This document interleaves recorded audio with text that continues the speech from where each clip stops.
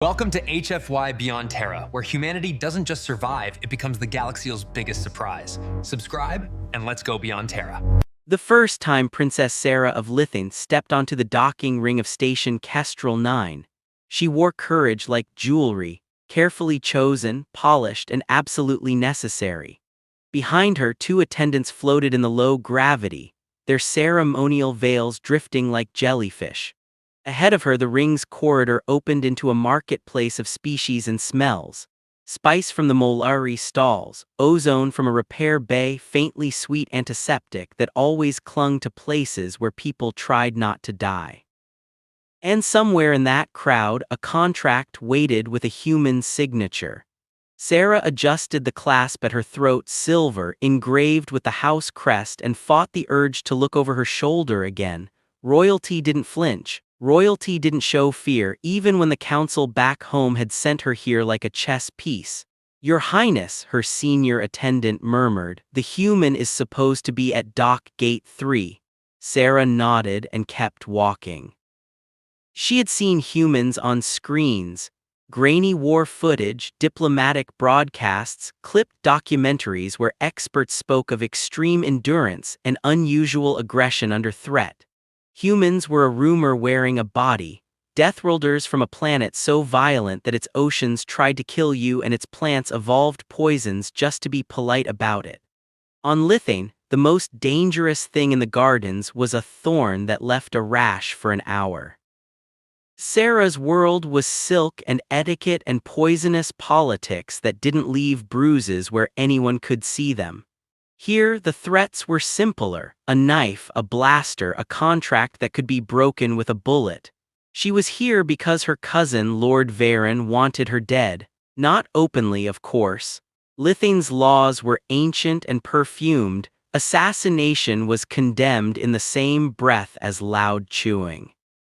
But Varen's people were already spreading stories. Sarah was sickly, Sarah was unstable, Sarah would bring ruin if she remained heir. 3 accidents in 6 months, a balcony rail that loosened, a groundcar that stopped responding, a ceremonial drink that burned her throat like acid. Sarah had survived because someone somewhere still cared enough to warn her. But the next attempt would be cleaner, quieter, final. That was why the council had approved the most humiliating solution imaginable: an off-world protector. A personal defense consultant, they called it, as if the right term could make it tasteful. A human bodyguard. Dock Gate 3 was a wide archway of alloy and light with a security scanner humming like an angry insect.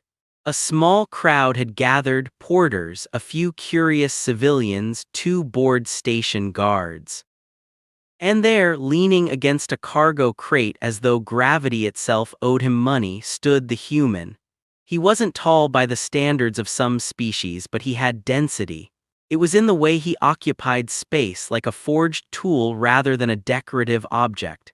His hair was dark and cut short. His clothing was plain: heavy boots, utility trousers, a jacket with too many pockets.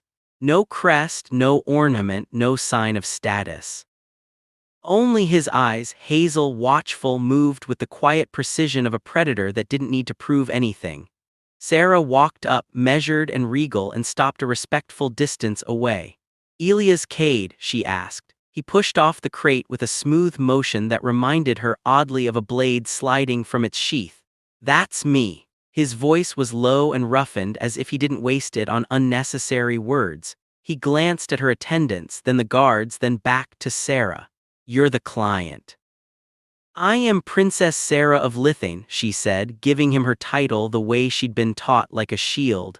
"I have reviewed your credentials." He didn't bow, he didn't kneel, he simply watched her as though cataloging details she hadn't offered. "You got threats," Sarah stiffened. Directness was rude on her world, a social weapon. Here it was apparently a greeting. "Yes," she said carefully, "I require protection." He nodded once, accepting it the way a mechanic accepted a broken engine, without judgment, with focus. "All right, ground rules." He tapped his temple. "You do what I say when it's about safety, no arguing in the moment. After, you can yell at me in a safe room if you want." Her attendants gasped softly, scandalized. Sarah lifted her chin. "I do not." A sharp crack split the air. Something hissed past Sarah's ear and shattered a light panel behind her in a burst of sparks. The marketplace froze.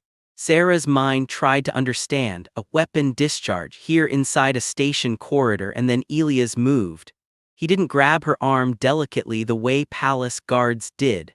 He hooked an arm around her waist, yanked her down, and rolled with her behind the cargo crate in one brutal, efficient motion. Sarah's breath left her in a startled sound. Another crack, another impact, metal ringing. Elias shoved his shoulder against the crate, shifting it slightly to cover their angle. His other hand had a compact firearm drawn from somewhere in his jacket. He checked a corner with a single quick glance, then pulled back. "Stay down," he said, calm as if he'd ordered tea.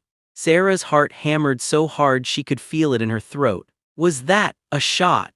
Elias leaned his head just enough to look through a gap in the crates. Suppressed, whoever it is knows what they're doing. Her attendant, Kiri, crouched behind another crate, shaking. "Your Highness." "I'm here," Sarah managed, but the words sounded thin.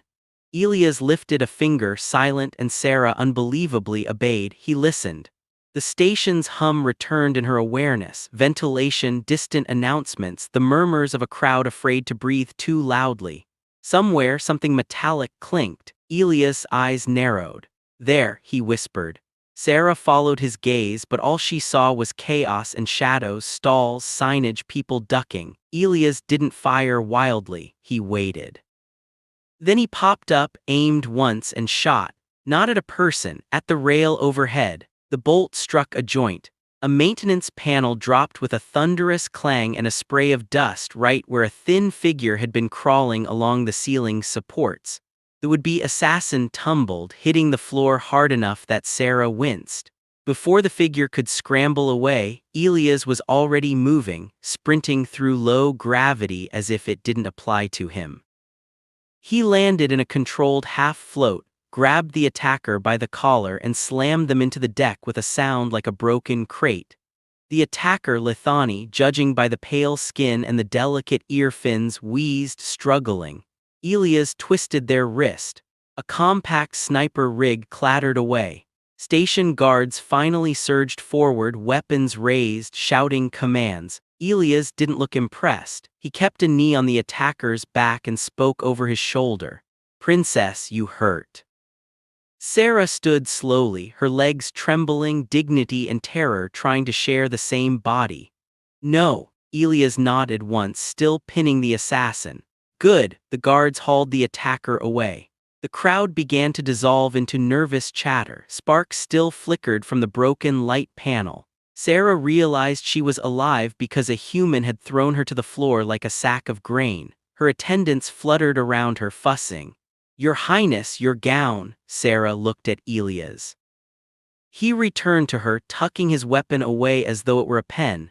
He wasn't breathing hard, he wasn't even angry. Sarah swallowed. That was unexpected. "Yeah." He glanced at the station guards, then at the retreating assassin. "So, threat confirmed." Her mouth opened. Etiquette screamed at her to offer thanks, to demand apologies for the indignity, to ask for reports. Instead, what came out was honest. How did you?" She gestured helplessly. "You moved so quickly." Elias' expression didn't change much, but something in his eyes softened just a fraction. "On my planet, if you wait to be sure, you die." Sarah stared at him, suddenly aware of the differences between them like the distance between stars.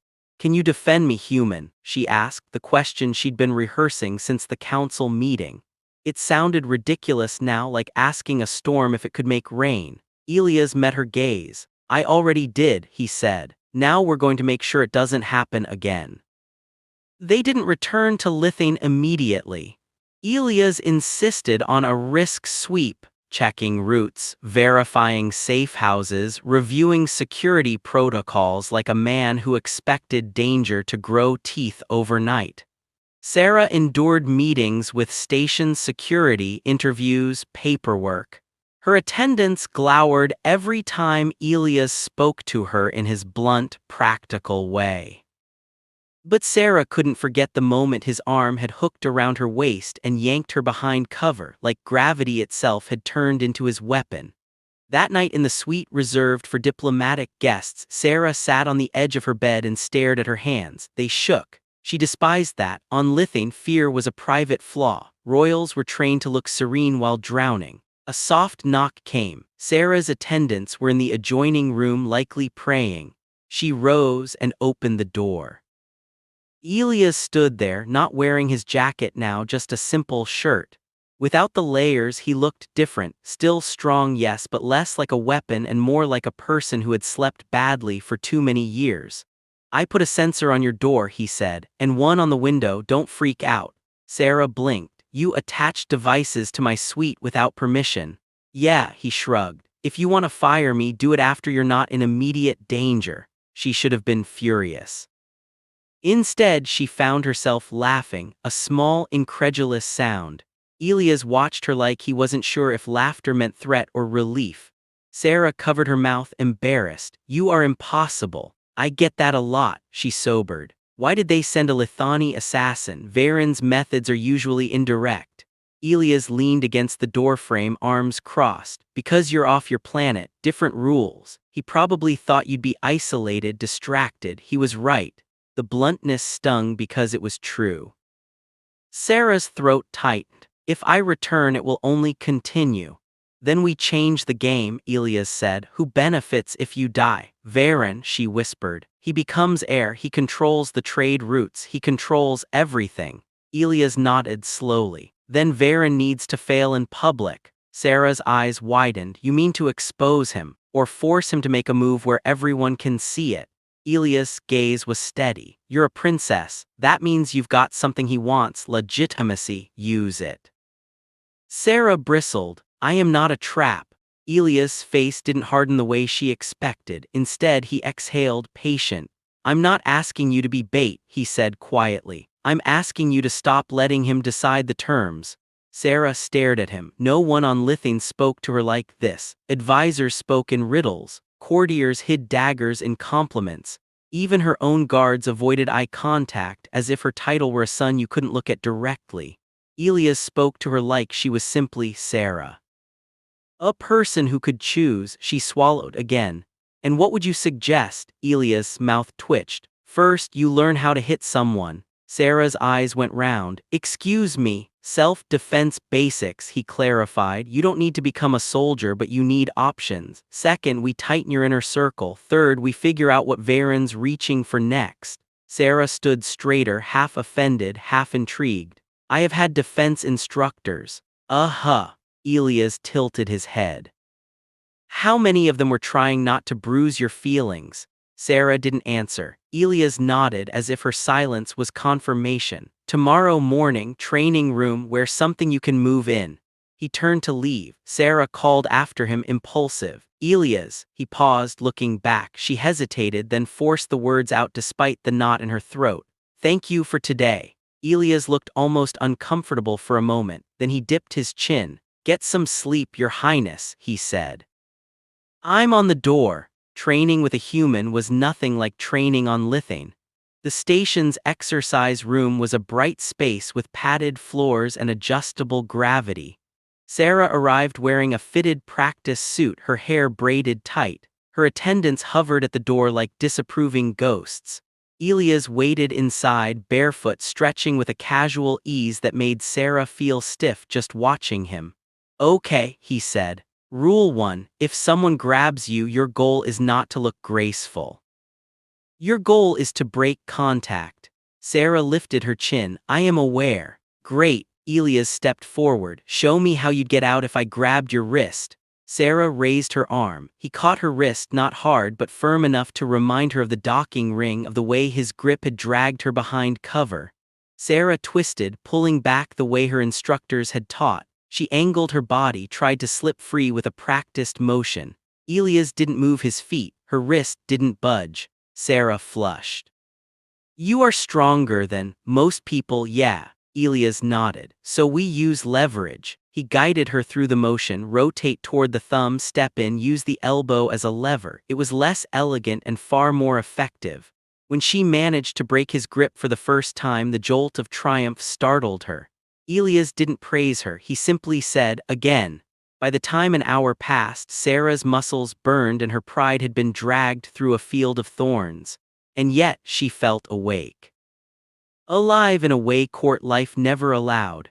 You learn fast, Elias said finally, offering her a bottle of water. Sarah accepted it, panting, I have no choice. You always have a choice. He studied her face. You just weren't allowed to admit it before. The words landed heavier than any punch. Before she could respond, the room's door hissed open and a station official stepped in, flanked by 2 guards. Princess Sarah, the official said, stiffly polite. A transmission has come through, from Lithane. Sarah's stomach dropped. From whom? Lord Varen, the official replied. Elias' expression didn't change, but Sarah saw something in the set of his shoulders, like a weapon quietly locking into place. They returned to the suite. Sarah sat at the table, attendants hovering behind her like anxious birds. Elias stood off to the side, arms folded, watching the hollow display. The image flickered. Varen appeared, draped in pale robes, his smile a knife wrapped in velvet. His features were delicate, refined, too refined for the violence he hid behind laws and manners. Cousin, Varen purred, how wonderful to see you. I heard there was an incident at the station. Sarah forced her face to remain calm. I am unharmed. Tragic, Varen said, still smiling. I mean fortunate, of course. Sarah's nails bit into her palm. Varen's gaze slid as if noticing Elias for the first time. And this must be your human. Elias didn't react. Sarah lifted her chin. This is Elias Cade. He is under my protection as my contracted guardian. Varen's smile widened. How exotic, how desperate. Sarah's breath caught, but she did not flinch. Varen continued smoothly. Do be careful, Sarah. Deathworlders are known to be unpredictable. They say humans break things without realizing their own strength. Sarah's eyes narrowed. It was a warning disguised as concern, a seed planted for later. If Sarah died, blame the human. Elias spoke for the first time, voice quiet. You sent someone to shoot her, he said. The attendants gasped at the blunt accusation. Varen laughed softly. Such hostility. I sent no one. Why would I? My dear cousin is the pride of our bloodline. Sarah swallowed. Then perhaps you can explain why the assassin was Lithani. Varen's smile thinned, a sad reflection of how far our people have fallen. Even off-world, our reputation is stained. He leaned slightly toward the camera, voice lowering. Come home, Sarah, we will keep you safe. It is unseemly for a princess to hide behind a foreign mercenary. Sarah's heart pounded. The trap was obvious. If she returned, she'd die. And if she stayed, he'd paint her as cowardly, unstable, dishonorable. Elias' presence at her side felt like the only solid thing in the room. Sarah inhaled slowly, thinking of what he'd told her. Stop letting him decide the terms. She met Varen's eyes, and for the first time in months she let something sharp show through her calm. I will return, she said. Her attendants stiffened. Elias' gaze flicked to her, quick and assessing.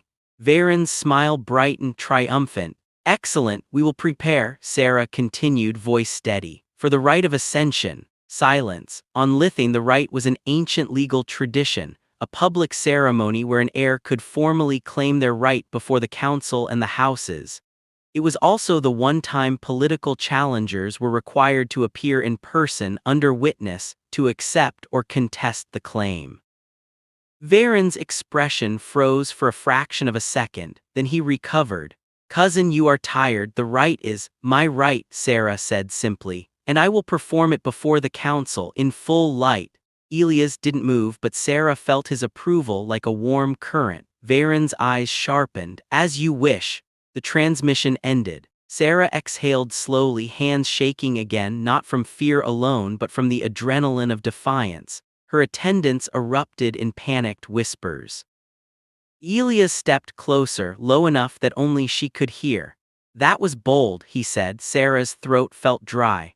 Was it foolish? Elias' eyes were steady. Depends, are you willing to follow through? Sarah looked at her trembling hands, then she curled them into fists. Yes, she said. Elias nodded once. Then we get you home alive. The return to Lithane was not a parade. It was a calculated movement through space, with Elias treating every corridor and shuttle like it might bite.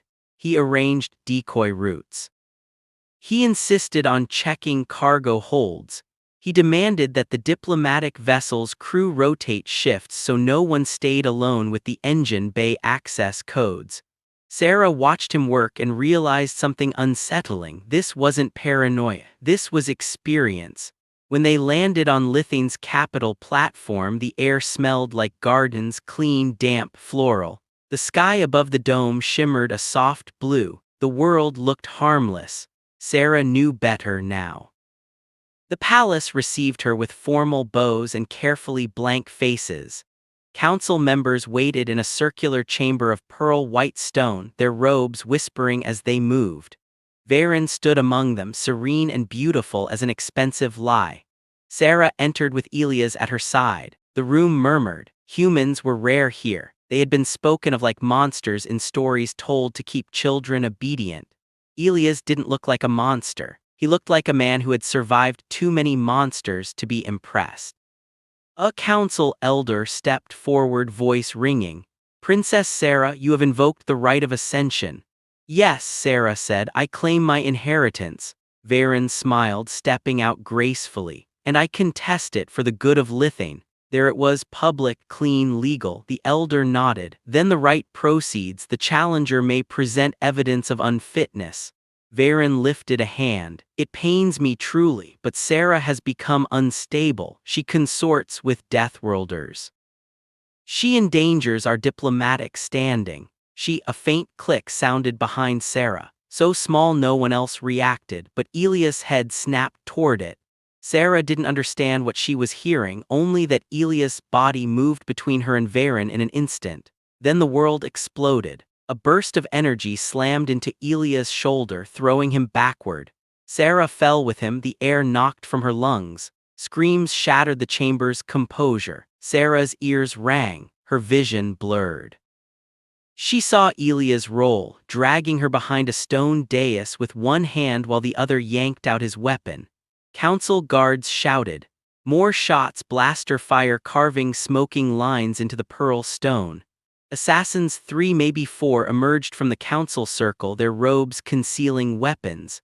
They weren't aiming at guards, they were aiming at her, and Varen stood perfectly still, eyes bright as if watching theater. Sarah's blood ran cold. Elias pressed her down behind the dais. His shoulder bled dark through his shirt, but his breathing stayed controlled.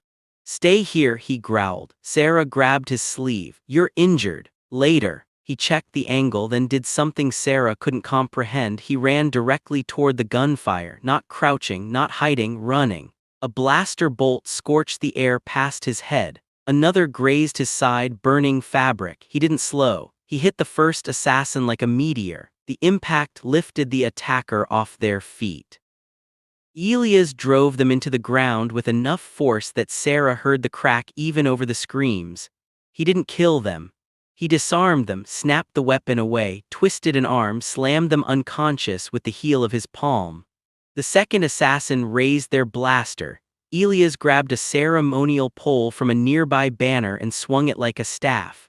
The pole struck the blaster, knocking it aside, then struck the attacker's throat with a blunt, precise force. The assassin collapsed, choking. The third tried to retreat into the crowd. Elias threw the pole like a spear. It slammed into the attacker's leg, pinning them to the floor.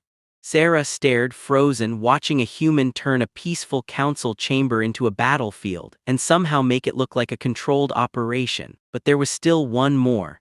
The last assassin had a clean line of sight to Sarah behind the dais. They lifted their weapon. Sarah's heart stopped. Elias saw it at the same time. He moved not toward the assassin, but toward Sarah. He sprinted, leaped, and threw himself over the dais just as the shot fired. The bolt struck his back. Elias hit the floor hard, shielding Sarah with his body. For a moment everything seemed to slow.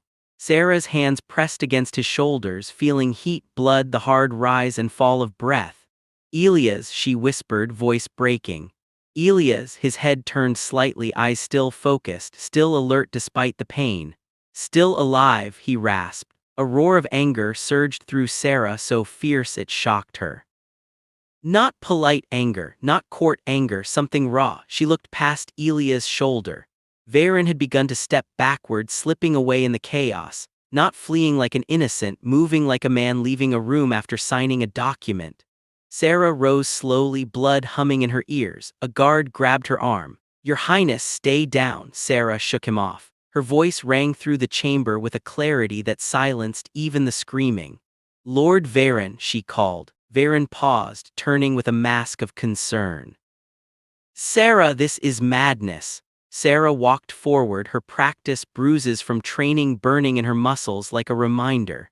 Elias pushed himself up behind her, unsteady but standing, his presence like a shadow at her back. Sarah pointed at Varen. "You warned me about humans being unpredictable," she said, loud enough for the council, the guards, the cameras. "Yet the only unpredictability I have witnessed today is your willingness to murder in front of witnesses."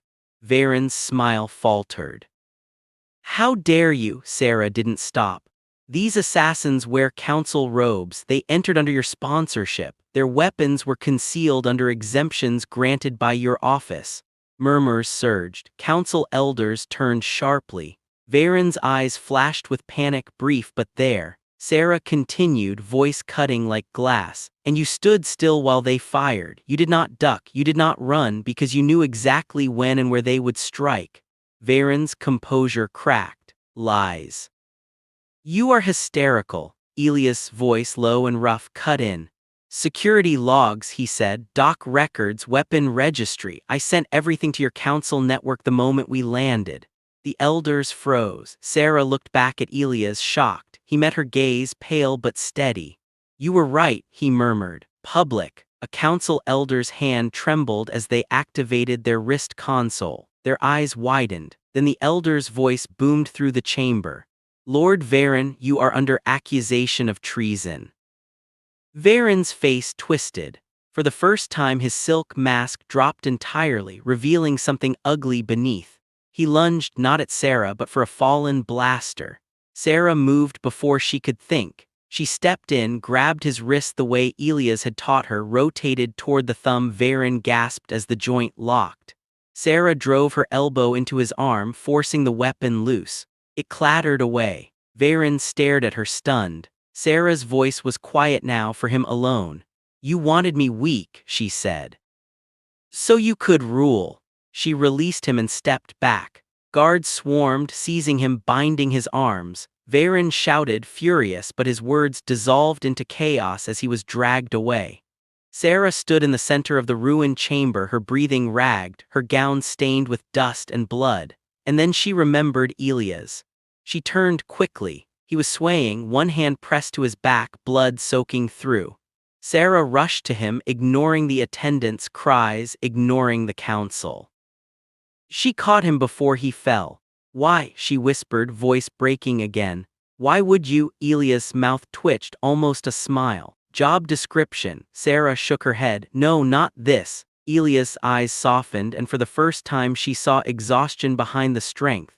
"Because you decided to fight," he said hoarsely. "And that matters." Sarah swallowed hard, tears threatening, a dangerous thing for a princess to show, but she didn't care, not anymore. "Stay with me," she said, "please." Elias exhaled slowly. "Working on it."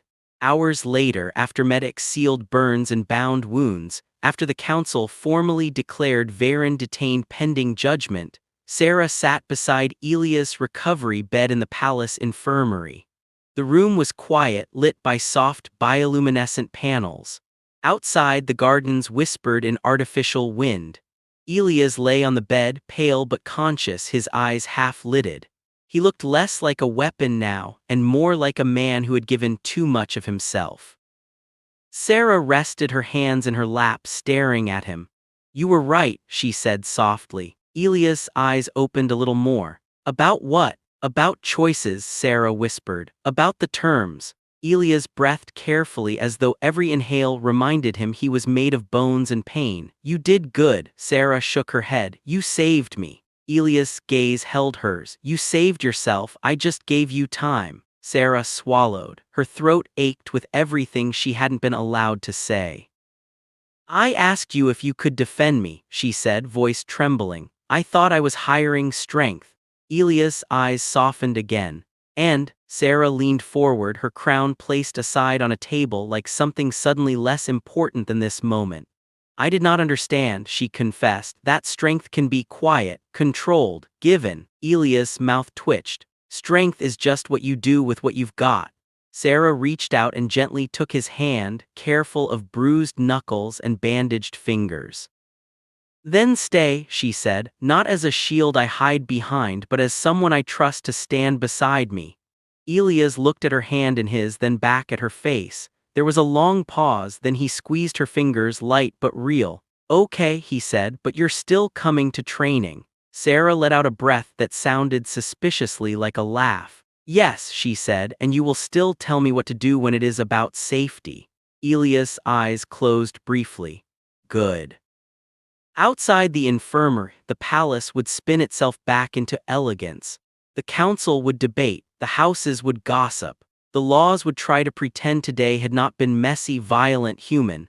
But Sarah knew the truth now. She was not fragile porcelain, she was an heir. And beside her, bleeding and stubborn and unyielding, was the Deathworlder who had looked at her fear and said, change the game.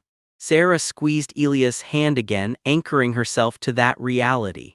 Elias, she said quietly. Yeah. Next time, she whispered, eyes fierce, we make them regret coming for me. Elias' smile, small, tired, but genuine, ghosted across his face. Princess, he murmured, we already did.